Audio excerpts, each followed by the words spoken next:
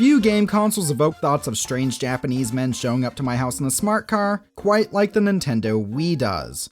I don't know what it was about those old "We Would Like to Play" ads, but I found them to be weirdly endearing.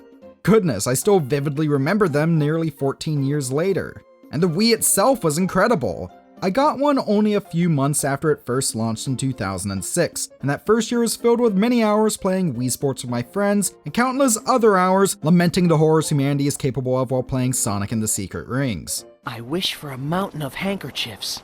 The Wii would be a massive hit, and it would see not one, but two different revisions. And really, neither of these revisions hold a candle to the launch model. The original Wii was notable not just for having waggly motion-controlled goodness, but also full backwards compatibility with the GameCube. Technically, the GameCube wasn't the only console the Wii was backwards compatible with. For only a few bucks a pop, you could purchase and download games that originally came out for systems such as the NES, N64, Sega Genesis, and even the TurboGrafx 16. And trust me, any feature that lets me play Choaniki is a good feature. This was really dang rad, even if you were like 10-year-old me and had internet so slow you weren't even guaranteed an upload speed. The original Wii had slots for 4 GameCube controllers and 2 memory cards on top. It was fully compatible with the GameCube, and you could even use GameCube accessories with certain Wii games. But then, in 2011, they released the Wii Family Edition. Along with having the lamest name of any console ever, this Wii got rid of that GameCube backwards compatibility. But hey, it could still go online, right? Even in 2011, people were taking interest in streaming boxes. I'm sure a lot of people who bought a Wii after 2010 just split their time with it between Mario Kart and Netflix. Releasing a console in the 2010s with no online support sounds like a recipe for failure. And releasing a redesign of a console only a year after your last redesign sounds like a bit of a marketing headache.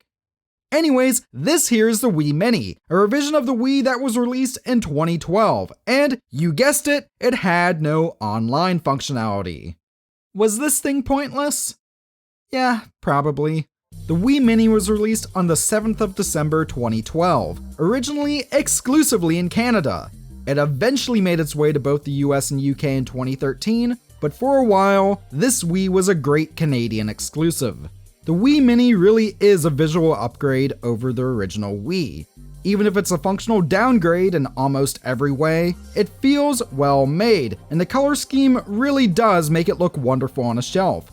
Plus, it came with a matching red Wiimote and nunchuck combo, which I absolutely love.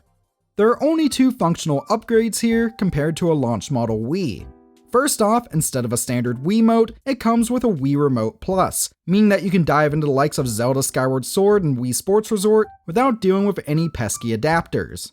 Second off, there's a pop-top disc tray instead of a mechanical disc drive.